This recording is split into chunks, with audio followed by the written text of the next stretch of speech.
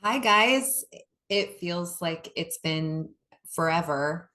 It's actually just been a little over a month, but I'm back. The show is back, and I'm so happy to be recording this intro and introducing, excuse me, allergies, introducing my guest for today. Um, First, I want to give you a rundown. We have a lot of shows happening between today, Tuesday, October 18th, and the 24th. So let's get to the rundown. I'm going to be watching my actual next guest on the show. She's playing tonight, Tuesday. Her name is Katrina Kane, and she's at Warm Studios in Cedar Park tonight. Also tonight, Pat Byrne, Ben Bulmer, and Michael O'Connor are at Green Hall. Wednesday, Bazzi is at Emo's. Let's see, Thursday, there's a lot. Scott Collins is at the UT Golf Club, that's in Steiner Ranch. Rhett Miller is at the Stateside at the Paramount. Malat is at the Far Out Lounge, and Alan Stone is at the 310 Austin City Limits. Friday night, Turnpike Troubadours is at the Whitewater Amphitheater. I'm a little out of practice. Black Odyssey is at Antone's. They're amazing. Nikki Lane is at the White Horse, and Jeff Plankenhorn is at the Purple Barn.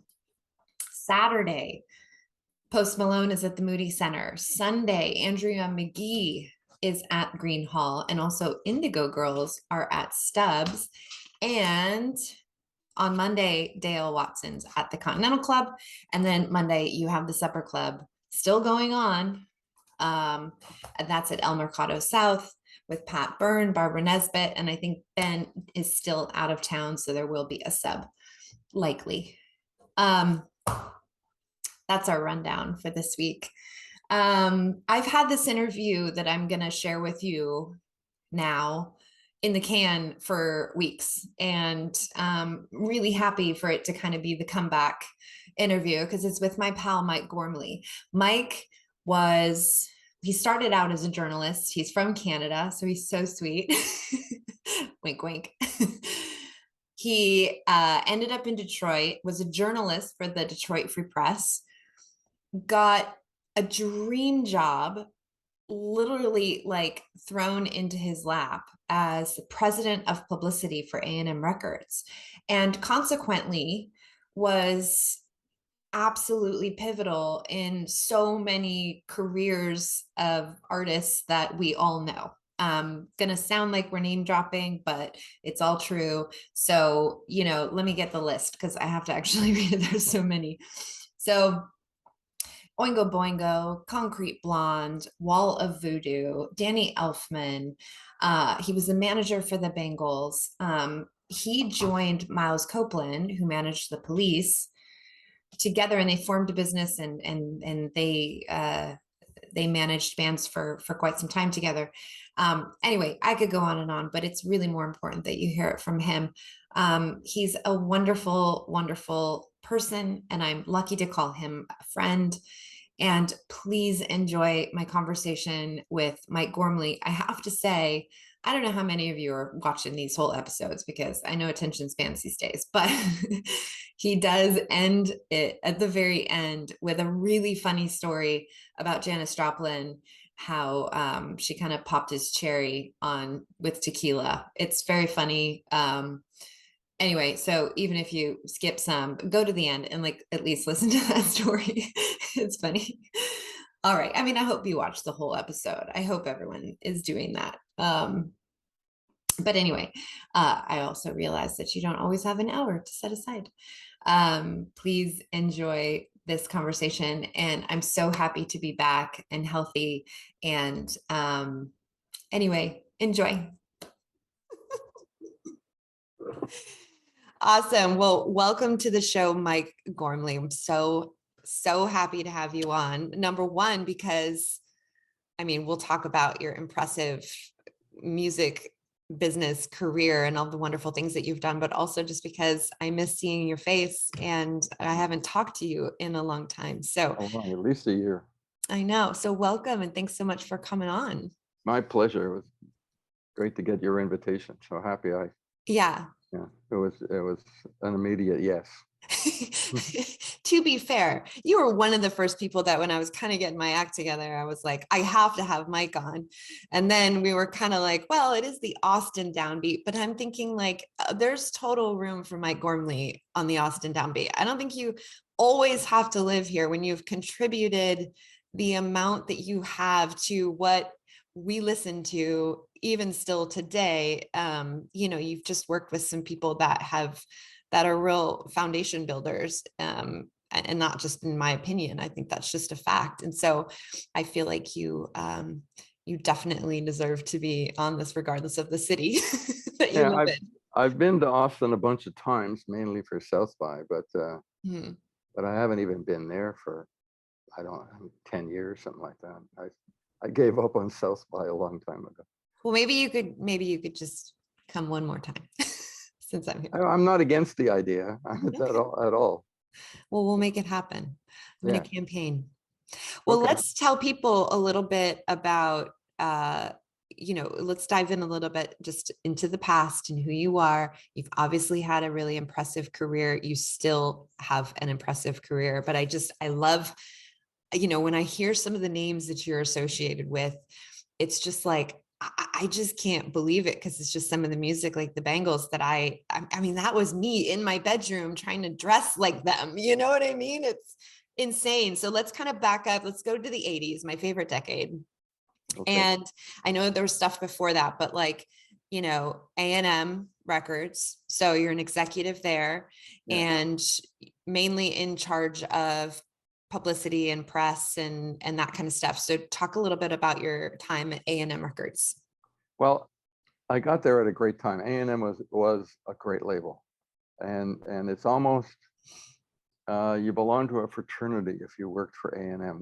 There's all of us still communicate, and if somebody has a birthday, they hear from every. I mean, it's really. I may not see people that much anymore, but there's definite communication, and it's really a good feeling. Um, and in that atmosphere, I arrived at A&M around in 1978, just prior to the Police releasing their first record, Roxanne. First, it wasn't even an album, and that set the stage for the next few years.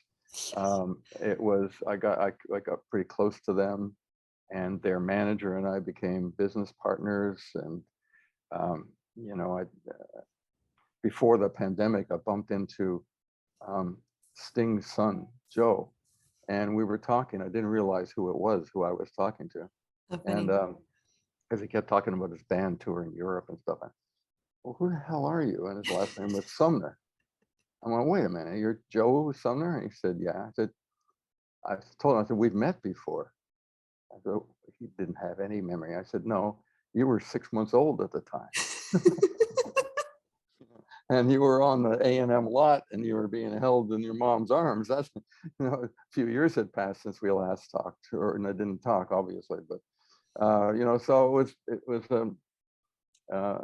a real family situation in many ways. Yeah. And particularly the Joplin side of it, Stewart, um, uh, because I left A&M, and Miles Copeland, manager of the Police and owner of IRS Records, and one of the dynamos of certainly the 80s, if not beyond that, came to me and said, do you want to form a company? We'll do a management company. He had signed 2 bands in LA. He had signed Wall of Voodoo and Oingo Boingo. But the Police were just exploding. They were taking up all his time. So he said, we'll start an LA office, and I probably will never be here, which was almost true. And then so we formed a company, and the company was called LAPD. Right. And it was LAPD, and then there was IRS Records, and then there was FBI Booking Agency, and that was under the umbrella of the Police. I didn't manage the Police, but I had worked with them and just stayed in that circle, even though I was putting my time into these other bands. So it was a great time. It was just, the first Oingo Boingo opened for the Police at the Forum. That was my first, almost my first Oingo Boingo concert. I hadn't really seen them. They Wow. were on A&M, but I hadn't really seen them or anything. It was the transition was a little awkward. But anyway, so off we went, and they opened and they did really, really well, and they should have got an encore. And I had to go to my partner and say, give us an encore. And he's sitting in the audience. I run out to the audience, and nobody knows what I'm doing, of course, but I'm going, give us an encore, let him go back on. And finally he just said, okay. And off we went and we did an encore. But nobody in the audience knew that was going on. It was like they were screaming and yelling for Boingo to come back on, but it was an exciting entrance into management. That really was the first, and then Oingo Boingo became huge, particularly in California. Yeah. In California and the West Coast. We played Red Rocks in Denver, and then in Brazil we went to Brazil and played. We had the #1 record in the country at the time, and we played to 37,000 people with no opening act. So it was pretty cool.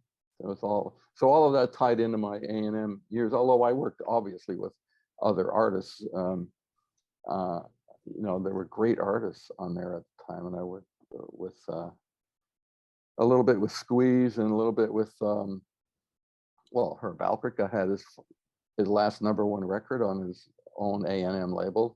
People don't know he's the A of A&M. And, it was just a great time. And then it segued into having my own company, because after a few years, Miles decided to go and produce movies. Bad movies. And from my point of view, and I just continued on with Oingo Boingo and the Bangles. It was about 6 months into forming the company that he found the Bangles and asked me to go see them, and I went to see them, and I called them up. I said, "Oh, I don't think so. They're great harmonies, but go see them again. You got to go see them again. I don't know what you missed, but you got to." And when I went to see them a second time, I then took them out to lunch. Miles, as predicted, I don't know where he was, but I took these. They were called the Bangs. Yeah. And they thought I was taking them out to see if they wanted to make records for Faulty Products, which was the sub label to IRS, another Miles Copeland label. And I said, no, I'm talking about management, and they were quite surprised. But that's how that got started. So that's who I worked with for most of the 80s, the Bangles, the Wall of Voodoo, and Oingo Boingo. And then later on, Concrete Blonde, a couple of other artists, Angelique Kidjo for a while, stuff like that. Yeah. I saw a picture of you walking on the street with Rod Stewart. What's your relationship with Rod Stewart like? Well, that was a similar situation, but about 8 years earlier. I was a journalist. I wrote for a morning newspaper in Detroit, the Detroit Free Press. And for some reason, the head of publicity flew in from Chicago, which is where Mercury Records was headquartered. And he took me out to lunch, and I thought he was just going to hype me on Rod Stewart or Buddy Miles or wherever else he was working with at the time. Well, he asked me if I wanted his job. So if I wanted to be head of publicity for Mercury Records, having never done publicity or very little. But it was more money, and it was an entrance into the music industry. So suddenly I'm head of publicity for Mercury Records. Right. And I have people working for me who know more about it than I did. And I go from a newspaper. I'm in a little cubicle, basically. You got a desk at a newspaper. You're not sitting in offices. You're out in the newsroom or whatever room to put you in. And I went from that to an office. I don't know how to describe how large it was, but it was really large, and 2 secretaries. What? 2 secretaries, and I a few weeks before I was in Detroit, at a desk. So it was pretty wild. And I got a phone call the first day I was there. And it was from England. You know, I mean, I grew up in Canada. I had lived in Detroit. I was somewhere out in the world, but don't think I'd ever had an overseas phone call at that point. And I was like, wow, calling from England. And I picked it up, and in those days, you didn't have the clarity you have now. Sometimes it got really garbled. So I just picked it up and said, hello, and then I heard, hi, Mike, it's, and I didn't hear the name. And I said, pardon? He said, hi, Mike, it's blah, blah, blah. Finally, in complete clarity, it's Rod fucking Stewart. I went, oh, hi, Rod. Okay. I had met him. I had met him in Detroit once or twice and had seen them perform in Detroit, but we weren't friends by any means. But it was nice of him. He was just calling me to welcome me to the label. I thought it was quite nice of him to do that. Wow. But that was my first day, and so I went on from there. And so the connection is that, as I mentioned, when I got to A&M, it was right at the start of the Police. When Yeah. I got to Mercury Records, it was right at the start of Rod Stewart. Mhm. And a few months later, Every Picture Tells a Story came out, and on that was the song Maggie May, and Mhm. off it went. So I spent the next few years basically working with Rod, and we would, that picture you're talking about, we had just come out of a pool hall, Mhm. and we were about to go into, and this dates you, but I've already dated myself anyway, but we were on our way to see in a theater The Godfather. Oh, wow. Yeah. And Wow. he's wearing a canary yellow suit Yeah. with canary yellow boots with heels about that big. Mm. And I'm in like salmon colored pants. I'm relatively subdued, but I got a blue jacket, and it was, anyway, we went to The Godfather, and as we're walking into The Godfather, into the theater, there were two, whatever you call them at theaters, the Like guys that Usher? specialize, ushers, that's it. Mhm. And that's how long I've been in since I've been in the theater. It's been a while. But he, the one guy, as we walked by, the one guy said, "Oh, look at her and her girlfriend." Because Rod, at that point, he was known to rock people, but he wasn't a household name. Ah, And he had that hair going, yeah. and the yellow jacket, and when I say canary yellow, I mean a bright yellow canary. And but anyway, that had a lot of fun with him, and we'd go to record stores, and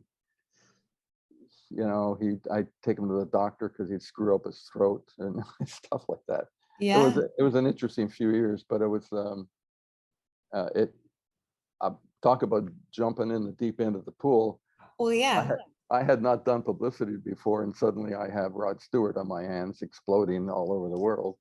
And so I got to meet a lot of people I may not have met that quickly, and I had a viable client, if you will, that got me into a lot of doors. Yeah. But then along came great things, the Runaways, Mhm. and I did their PR along with Kim Fowley, and um, I helped sign the New York Dolls to the label. Wow. Um, I wasn't the A&R guy, but I applied some pressure to the president of the company that allowed the A&R guy to finally, he'd been trying to sign him for a long time. Mhm. And just a lot of really good talent guys. Some are still friends, that may or may not have had big hits, but Ian Matthews, who's a great singer and a great writer, and has had some big records in years past. But anyway, I still see him periodically. He lives in Holland now, but he's over here playing. Just some good friends from those days. I haven't seen Rod for a long time. Yeah. I'm sure he'd be nice and friendly if we bumped into each other, but Yeah. Do you miss those days? I mean, from my perspective, it seems easy to say and probably not true, but it just looks like things were simpler. Obviously, was the yeah. music business simpler? We talk a lot on this show about Just, the business of all of this and what it takes and how it's changed, and there's some benefits to it and there's some downfalls, but there is a difference. So I'm curious, because you were there in a time and space when it was definitely like there's a chasm between. So talk a little bit about the differences between then and now, and from like a management perspective, or just the artist's sort of journey. Like, was it simpler back then? Well, when you think about it, it seemed simple at the time, but I mean, now when the internet opened up, people were sort of complaining about it, and I was like, this is great. Independent artists are going to be able to get their music out there easier. They're going to have to depend on record companies and all that stuff, which became somewhat true, but it's so overcrowded that it's as difficult to get your music heard as it was for different reasons back then. Mm. But and I don't know how PR people do it, because there's a million outlets. There's a million podcasts and online publications, and trying to get your artist seen and heard above the crowd Mhm. is really difficult. I mean, I'm not talking about major labels now, and I haven't been in the pop world that much. I've been in the independent world for quite a while, indie artists, and Mhm. they're writing incredible music, and they're making their way around the country, literally from people's living rooms to people's living rooms, Mhm. and so it's great music being made, and not being heard that much. Mhm. But still, it's not that much of a downer. It may be more difficult, but it was always difficult to get yourself heard. Mhm. But in the days we're talking about, the 70s and 80s, if you could get yourself on the radio, you found some sort of audience. Yeah. Well, and I think that's still true, by the way, if you get on the radio, because they talk about Spotify and all the others, and YouTube and so on. And there's some people are doing well because of those outlets. Mhm. But generally speaking, it's real difficult to be seen and heard. Mhm. But uh, Do you it's still think, good music, good artists. yeah, do you think it's still a viable, like, is it a choice if you're managing a band? I mean, we'll talk in a second. You are still managing people, and we're going to talk about a couple of people that you're doing now. Is there a choice to pursue, like, okay, we're going to take this strategy and try to get you on the radio, or we're going to take this strategy and maybe forego the radio and just try to really blast the other platforms? Do you have to make that choice? Yeah, you do, because real radio that'll have an impact costs a fortune. Does it? What do you have to You pay for? you have to hire um, uh, independent radio promoters, guys who promotion guys. They're still around and they're still working, and you have to pay them. I'm saying a fortune compared for an independent artist. Mm-hmm. You know, when you get on a major label and they put a couple of $1 million into your career, then now you got a shot. Yeah. But you got to have a couple of $1 million to really get into that high level Mhm. um, of sales and exposure. Um, but you can still make a living and have a living and have a creative life. Um, I bumped into a guy the other night, though, that a really great guy, very talented guy, is a film composer. Been a film composer for 35 years, and I kept busy. I bumped into him literally at a hamburger stand in Santa Monica, and he told me that for the first time ever, he's got a job. And Oh, it's a job with Apple, so it sounds like it's a pretty good job. I didn't get the details too much, yeah. but that's happening a lot. The income stream has been almost demolished to songwriters and composers or whatever it might be. I stopped working with composers years ago because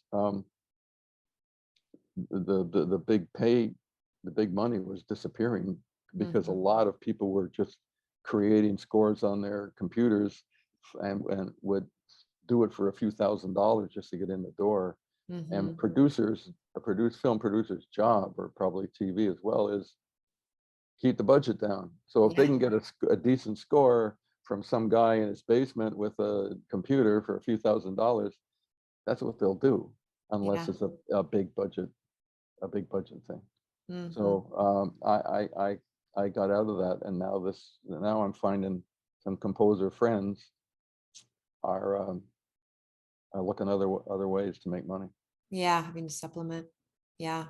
Yeah. So thinking back to that time when you moved from Detroit Free Press into the hot seat of Mercury Records, what would you say, looking back, would be the biggest, like the biggest success, like maybe the best decision that you made? Like, yeah, that was a really good thing that I did. And then what's kind of like, ooh, that one was a lesson.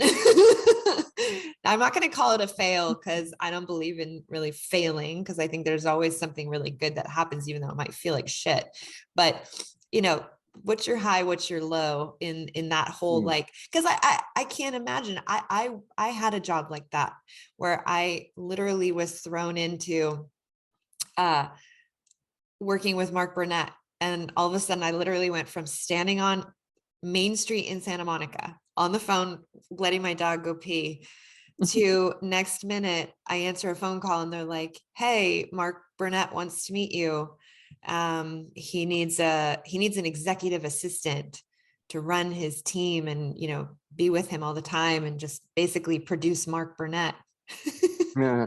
Okay. And then before you know it, I am running a team of assistants in this on our compound, and I'm in meetings with Suge Knight and Sylvester Stallone and Martha Stewart and Jeff Probst from Survivor and Donald Trump. And, you know, so Yeah. I'm just identifying with that because I've been in that seat where it's like, holy shit, I don't even have time to even like be starstruck or be wowed or I'm just got to get stuff done and like really perform. That's true. You just have to get stuff done, and you don't.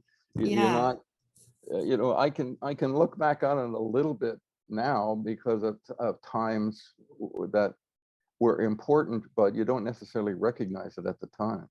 I mean,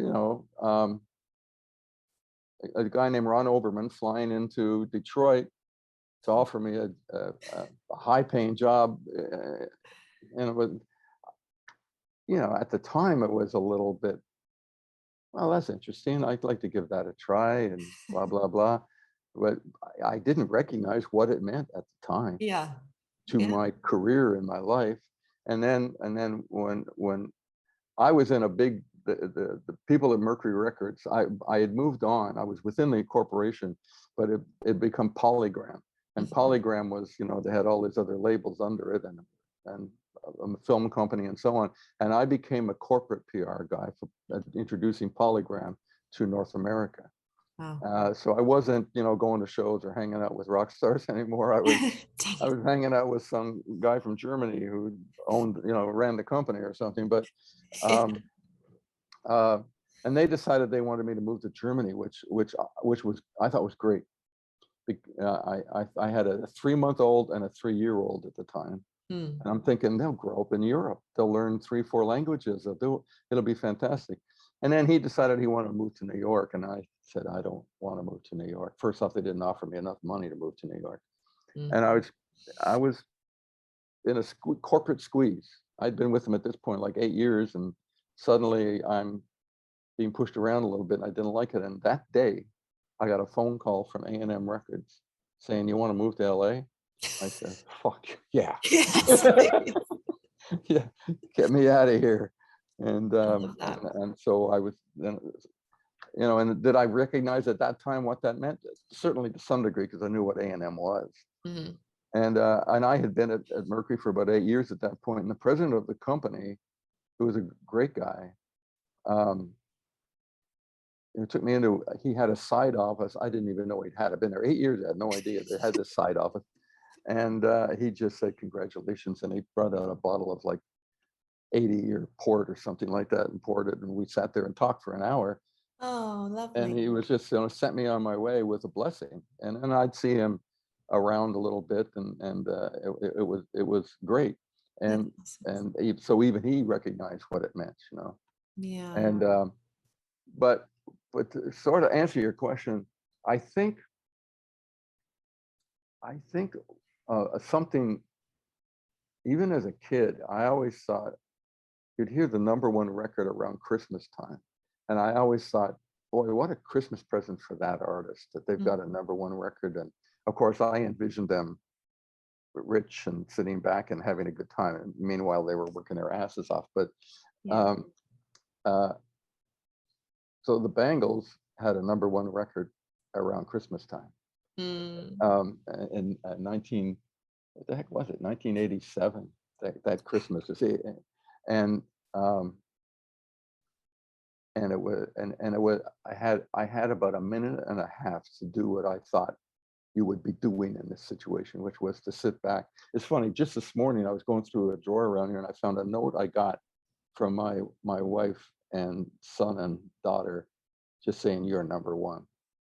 It was around the time of the number one, it going number one. Mm, Um, and so that was pretty cool, but I realized we were working hard, and mm, we're not necessarily happy.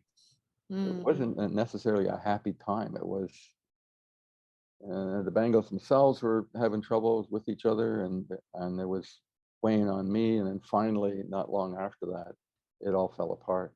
Mhm. Um, um, so, and they broke up and all that stuff. So, but at least that time was that it happened. It, as a kid, I was thinking this Yeah. would be great, and it happened. So that was pretty cool. It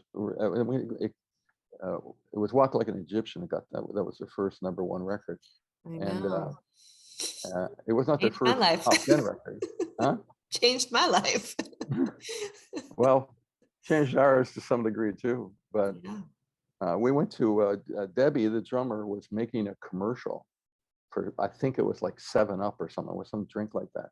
Mhm. She as a drummer, and Gina, the drummer from the Go-Go's, the two of them were featured in this commercial, Oh, and they were shooting the commercial in Hollywood. So we found out the record was number one, and so I think it was Vicky, guitarist, and Sue and myself went over to that shoot, and I remember they were up on a like a big, they were at the top of a, I don't know what it was, but that's where they were being shot. mhm. And we just stood there, the three of us just stood there with our finger on number one. And Debbie didn't quite know what was going on. And Gina just turned to them and said, just go wallow in it. Just go. Because the Go-Go's had number one records at that point. She said, just get out of here. Yeah. And I don't think she could actually get out because she was making a Like, didn't she commercial. have to But finish? yeah, but there was a break in the system because the three of us just stood there with our number one, Wow. and it was very cool. It was very satisfying, I and bet. yeah, yeah, a lot of work had gone into it, but Yeah. those were pretty cool times. They unfortunately turned kind of dark, and the ending of my time with the Bangles was what I call my first divorce. Uh, Mm. didn't end on a happy note. We're friends now, but it was not a fun time. A Yeah. matter of like 6 months later, so Yeah. it just got to everybody. The pressure got to everybody because that was their first number one record, but it was not their first top 10 record, and so the pressure had been on for the better part of a year and a half at that point, and we'd been working towards it. We probably worked 4 years before we ever had. It was always we were always moving in a forward motion, maybe Yeah. playing bigger places, getting more press, but we didn't. The breakthrough didn't happen until Manic Monday, and Yeah. Manic Monday got to number two, and that changed everything. So Yeah. When you reflect on that time, kind of that first divorce and look back and kind of unpack that, it's probably common, like we all do, is kind of go, okay, what could have we done differently? can you kind of distill down like tenets of, just human things? Does it come down to better communication? Does it come down to taking care of your like rest? Does it come down to having integrity and putting things that really are more important first? Or like when you boil it down, looking back, are there things that it just kind of comes down to that maybe if it were different, it would have been different? Well, that ending came down to music business nastiness. Mm, There was a lawyer whispering in their ear, "You need a bigger manager." And like, wait a minute, your manager is Miles Copeland. Don't even mention me. Your manager is Miles Copeland, yeah, who's managing the police, right. and you need a bigger manager. Yeah, And but they went off to another manager, and within a few months they'd broken up. yeah, And it's a nasty business. Any business is nasty. When you get into an executive level, let's say, or maybe, I don't know, whatever level, sure, backstabbing and office sure. gossip and all that stuff. Well, the yeah, work the working world can get you. When you get independent, and I'm sitting here in my place, and I don't have anybody. I mean, I've got clients to answer to and do a good job for, but yeah, fortunately nobody's complained. yeah. And Well, I'm I'm having certainly, the best time now I've had in a long time, because yeah. I'm working with some very interesting artists. Let's Um, let's talk about who you're working with. Jeff Skunk Baxter. Tell us yeah, about him for a people lot that of don't know who he is, obviously. Jeff Skunk Baxter was a founding member of Steely Dan, Mhm. and then he was a member of the Doobie Brothers, and he's in the Rock and Roll Hall of Fame. Uh, Insane. and it's and today we're calling back and forth because we're having difficulties going to Nashville for a gig. Because that's Mm, what, you know, I've known him for a long time. It's a funny thing. I've known him for a long time. We weren't like hangout buddies, but we knew each other. And we were at NAMM 2020, just before the pandemic. mhm. And I'm walking down a hallway, and he's coming towards me, and there's a young guy with him because he's on his way to give a speech or something. And he goes, "Hey, how you doing?" I said, "I'm doing fine. How are you doing?" I said, "I'm doing well. You still a manager?" I said, "Yeah." I said, "You want to manage me?" He said, "Sure." So And just like, off we went. Well, then the pandemic hit, so that was another year and a half before anything really started happening. But yeah. now I got him signed to BMG Renew Records, and his album is out. And he's the first time he's ever toured as a leader, as a frontman man Mhm. of a band. He's always been in the band, Mhm. and they're doing great shows. They just came back from a week in Japan, and before that a week on the West Coast, and before that a couple of weeks on the East Coast, and there's more coming up. Do you Uh, ever travel with him, or would that, I know the pandemic, kind of put a stop in that. And then obviously even just after I mean, we're probably still kind of feeling remnants of the pandemic, but is that ever a manager's job to travel with their guy? some do. I never did. I didn't. I mean, I was in Japan with the Bangles, in Brazil with Oingo Boingo, and England with the Bangles more than once. And I was all over the place with particularly those two bands. Mm-hmm. With Mercury Records, I wasn't with a band, of course, but I spent a lot of time in England and Germany. I mean, there's all that aspect to it, but Mm-hmm. no, not on a day-to-day basis. I went out for, I can't remember which band it was, maybe Concrete Blonde, I'm not sure, but I went out on a tour, and I was there for 4 or 5 days, and of course they were there for 4 months Mm-hmm. traveling. And after 4 or 5 days, I said, "I'm going home. I can't do this. It's horrid. It's Yeah, terrible. it's tough. It's tough being in a bus and Mm-hmm. traveling town to town, and I was like, no, I got to get back to work. I got to get back to the office. I Yeah, use you're that. like craving a desk. um, so no, I would generally fly out to important dates or situations that called for management, something like that. Mhm. I would do that. Yeah. Um, when you're with a record company, especially when you're a vice president, you can go anywhere, and you go first class, and you get Mhm. to the airport in a limo. That's the way it was. I Yeah. don't know if that's the way it is, because I haven't been with a record company for a long time. Yeah. But boy, oh boy, it was cool when you were an executive with a record company in those days. Yeah. And So you have Jeff Skunk Baxter. Who else do you have? um, I just signed an artist, a very interesting artist from India, Mhm. known as Shankar, or L. Shankar. And Hmm. he is a violinist. He's invented a double neck violin that sounds incredible. I heard it live about a month ago. Um, and I've just started working with him. Mhm. Um, and he's had several albums out. He's got another one coming out in February, and we're putting a tour together for early next year. Um, but his background is such that he he did a lot of the music for a couple of big movies like The Temptation of Christ, Mhm. and he worked with um, I've gone blank, the guy from Genesis. Phil Collins. No, Oh, before him. Uh, oh, I've gone blank, but anyway, highly respected that guy. artist. That guy. Um, We love him. anyway, but he's worked with Sting, and he's toured with a lot, so he's got another side to him that I relate to more than the classical Indian Right. violin, although Yeah. it's incredible music. It's beautiful music. I relate to it musically, but I don't necessarily, you know, that's not my forte. But Yeah. it doesn't matter, because I know what he needs, I know what he wants, and I'm helping put that together. Yeah. And it's very satisfying.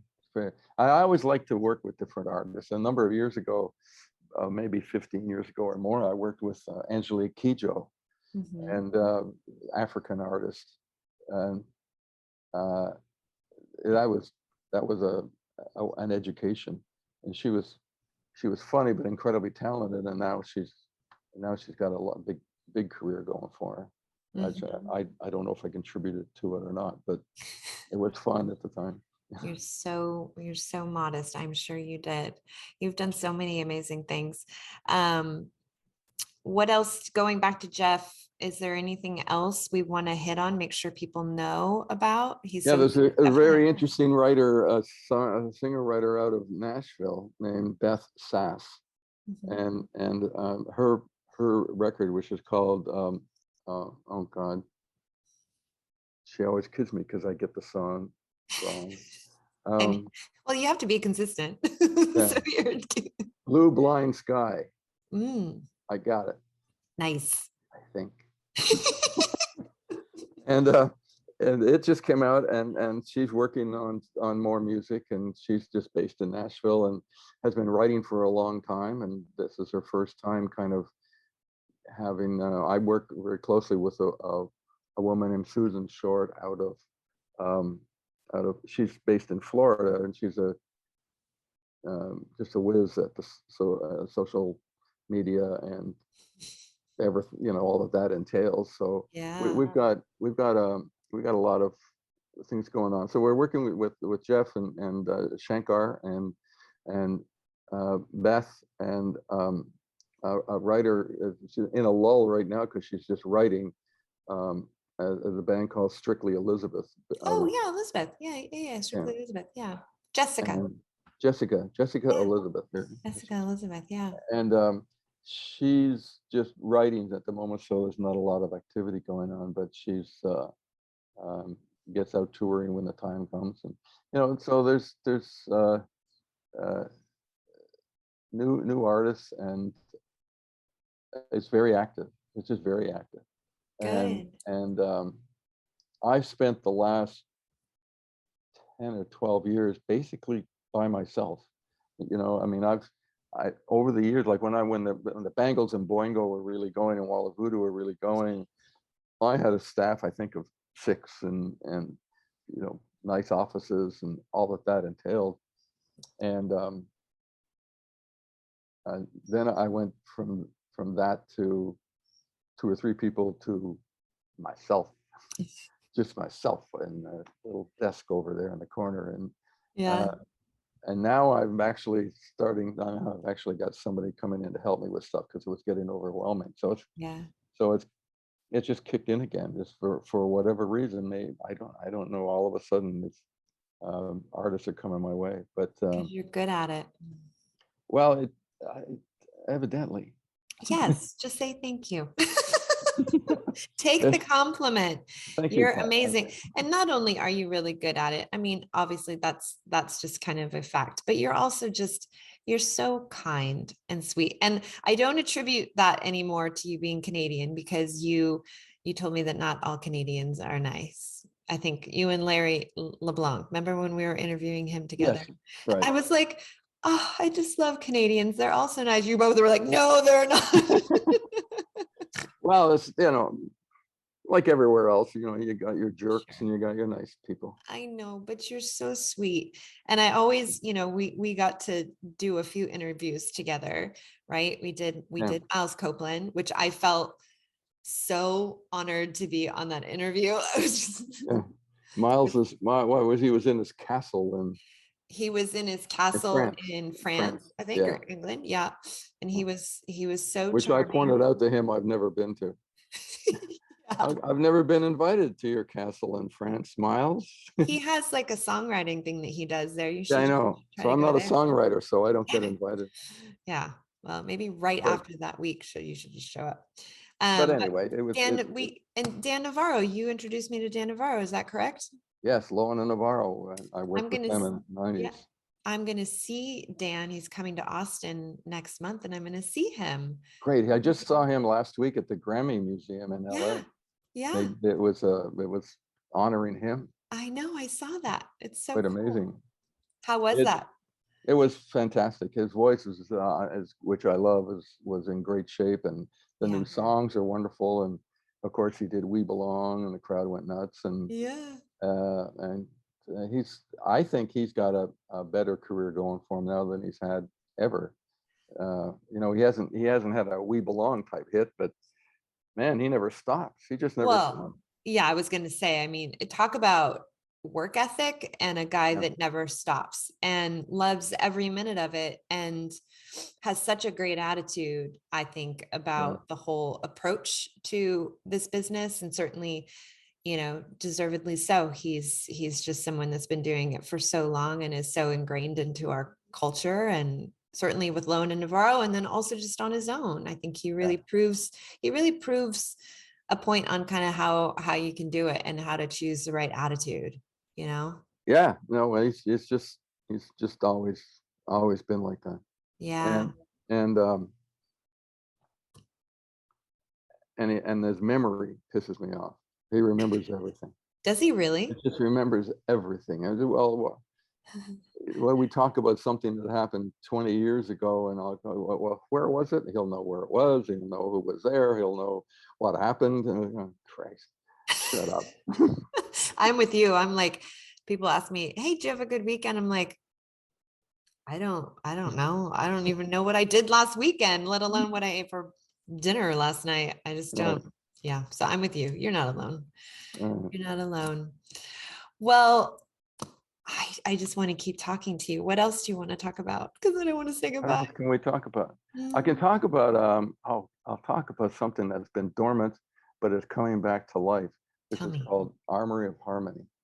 All right. Armory of Harmony is something that was started by Richard Gibb. Richard Gibbs was in Oingo Boingo, um, was has his own incredible studio out in Malibu.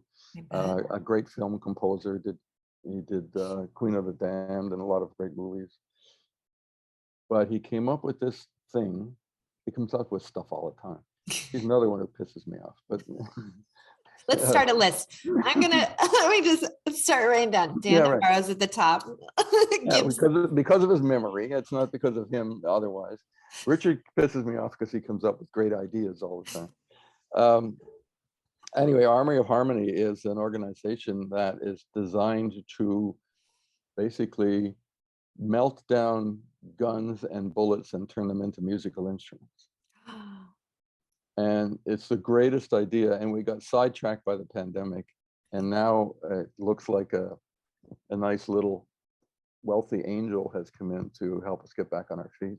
It's wonderful. We were making it. We'd actually had melted down some stuff. We actually had made a couple of small instruments. Like what? I don't remember what it's called, but it's you hold it in your hand and it plinks. Oh, yeah, like the plinky. I know exactly what you're talking about. Yeah. The wood and the then the metal. percussion instrument, yeah. Yeah. But obviously not the wood. And that's what people say. Well, you can't make a brass horns out of melted guns, but you can the valve and The the mechanics of it. mouthpiece, that and so we were getting going, and that NAMM convention 2 years ago, where I bumped into Skunk Baxter. I was there for Armory of Harmony, and we were meeting with everybody there, and they were going for it. It was really starting to move. That's awesome. And the pandemic hit. So now we're getting going again. So I do things other than management. So I'm on the board of directors for that organization, and I'm also on a board of directors for an organization that deals with EQ instead of IQ for kids at school, and it's kind of emotional instead of IQ, it's EQ. I love that. And it's founded by the fellow who was the founder of the LA Weekly, which was a big newspaper out here for a long time. I remember it. And so that's getting going as well. And it just I do other things than that are great fun and of great interest, and I meet incredible people by doing that. You're just because you're out of your element and you're doing something else. It's But so I'm doing that, and there are other artists that are sort of looming out there that haven't actually come into the fold yet. Into the fold. I just keep going. It's great. It's great fun, and I'm writing a little bit. I started out as a journalist. I was at the Detroit Free Press. Before that, I was at a newspaper in Canada, and I wrote for Pierre Trudeau, the Prime Minister of Canada, and but the Detroit Free Press got me my green card. I got into this. I couldn't go to work there until I had a green card, and so they got it for me. And and before that, I was a musician. I played drums. I'm still a drum aficionado, is what I say. I don't get a chance to play very much, and that's probably good. Do you don't have a set in your house? No. I have a set of drums that are in my son's house. Ooh, well then even better. Does he live close by? He's not far away, but they're not set up. And he was a drummer. He actually went to Berkeley and Bosse actually went to Berkeley College of Music. Is there room in his house to set these drums up? There was, until his first daughter got to the point of wanting her own room. So I think they're out in the garage now. I'm not sure. Well, you have some homework. You're going to go over and help him clean out half the garage, and you guys are going to have a little father-son project and set up those drums so that you get a nice outlet. That'd be good fun. Well, yeah. And Skunk says every once in a while, he says, yeah, we should get together and jam. And I'm like, yeah, I'm going to jam with Skunk Baxter. And right? What do you want me to play? I can play tambourine. You got to set up those drums. I'm going to text you little friendly reminders. Okay. Yeah. And I'll just be like, hey, those drums set up yet? So you're going to pester me is what you're saying. In the most loving way. Okay. Loving way. All right. Well, I hate to say goodbye, but this is not goodbye. It's just talk to you soon and without seeing you. Okay. Wonderful. Thank you so much for coming on and spending some time. And I just love hearing about your life. And I love hearing, I know that there are so many other stories too. Like, isn't there, I think that there's Isn't there a Bob Dylan story with pot? No, not No, that wasn't you. well. There's a Bob Dylan story that involves a Beatles. friend of mine, but he can't talk about it. Oh, okay, okay. I felt like, and you also have a Janis Joplin story though too, don't you? I do have a Janis Joplin story. You want to? All You right, want take us out with the Janis Joplin. I can't just say goodbye. Okay. Okay, well, so I'm a journalist in Detroit, and I'm doing a story on Janis Joplin, and she comes to Ann Arbor outside Detroit, um, uh, and on one weekend performs, then goes to New York, does the Ed Sullivan show, and then a little bit later comes back to Detroit. So the first weekend, there's a couple of stories. The first weekend, I go and I meet her in like a Holiday Inn or something, and she like at that time too. She'd go into a hotel room and redecorate it. She'd have scarves and things. So I'm helping her redecorate her room on this. I'd met her like 20 minutes before, but we're putting up scarves and stuff over the lamp and all that sort of stuff. It's a nice icebreaker. And then we're just talking, and she was upset about a couple of things, and we talked about that. And I hope people understand this. Do you remember a group of groupies called the Pastor Casters? No, what's it? Plaster Casters. That's how long it's been. I don't, but I Okay. understand groupies for sure. Well, Plaster Casters they had works of art. These works of art were Plaster plasters molds. of actual rock stars' erect penises. Oh, okay. This is and, even better. Okay, go, go, go. and there was a magazine in the dressing room. Look them up. They're there. They're on Wikipedia. I think. I think you can find a story on them. And one of them was, I believe, in Chicago. Just died in the last year. She was kind of the leader of the whole movement. I didn't realize she was in Chicago. Oh, wow. Anyway, there's a magazine, and there are photos of their work in this magazine. And I'm standing there reading it, and suddenly over my right shoulder, I hope people understand this, Janis peeks over and goes, "Yep, that's Jimmy."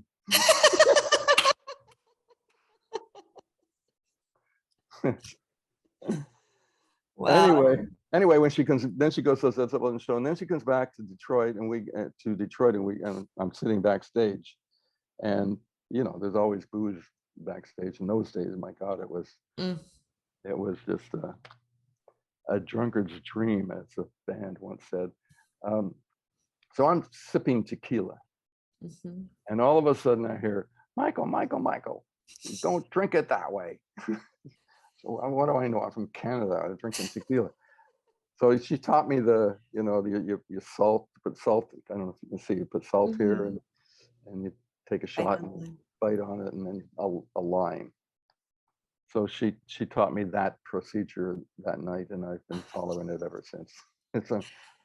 So it's a very short story, but you can say that, or I can say that Janis Joplin taught me how to drink tequila, and it's still impressive all these years later. So. Yeah, she popped your tequila cherry. Yeah. So those were fun times. I love that. I absolutely love hearing it. And I love that it's part of your life. And I'm so glad that you could pop by and spend time with me. So thanks so much for coming My on. pleasure. Spend time with you anytime. Yeah, I know I got to get back out to LA, and we'll have dinner at the Beverly Glen. The Beverly Glen Deli. Yeah, the deli. I love it. It's because it's very high class. Hey, I loved it. My kids loved it. I told my daughter, she's like, "Who are you interviewing tonight?" I go, "Mike Gormley." She goes, "I remember him. He's so nice." And I was like, Nice. "I know." She remembers you. Oh, cool. Well, they're cool kids. I remember them. Yeah. I thought they were very nice. Yeah. They I have a good mom, obviously. Oh, well, thank you. All right, you. Well, we'll have you back for sure. Okay. Yeah. But in the meantime, that does it for another episode of the Austin Downbeat. Thanks to our guest, Mike Gormley. Thanks, everybody. All right. We'll see you next time. Bye. Bye.